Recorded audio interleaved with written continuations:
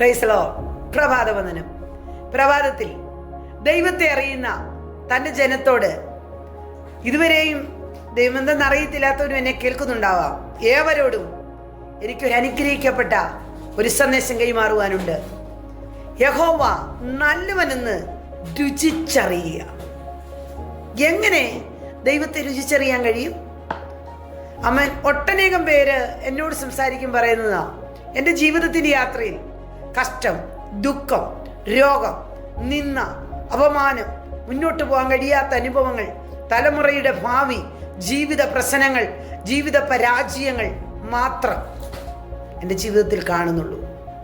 എന്നാൽ അതിൻ്റെയൊക്കെ നടുവിൽ കൂടി എന്നാലും എങ്ങനെയൊക്കെയോ ഞാൻ പോകുന്നുണ്ടെന്നൊരു വാക്കുണ്ട് കേട്ടോ.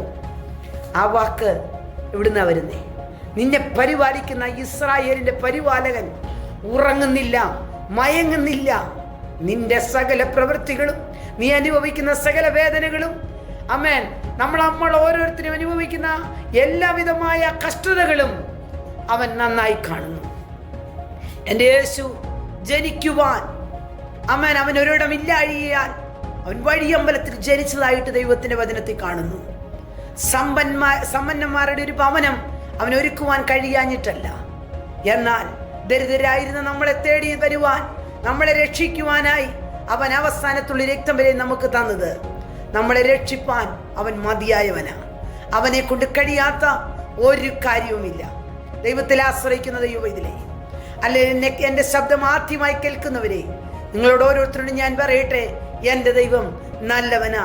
അവനെ രുചിക്കുന്നവർക്ക് അവനൊരിക്കലും പരാജയം വരുത്തുന്നവനല്ല.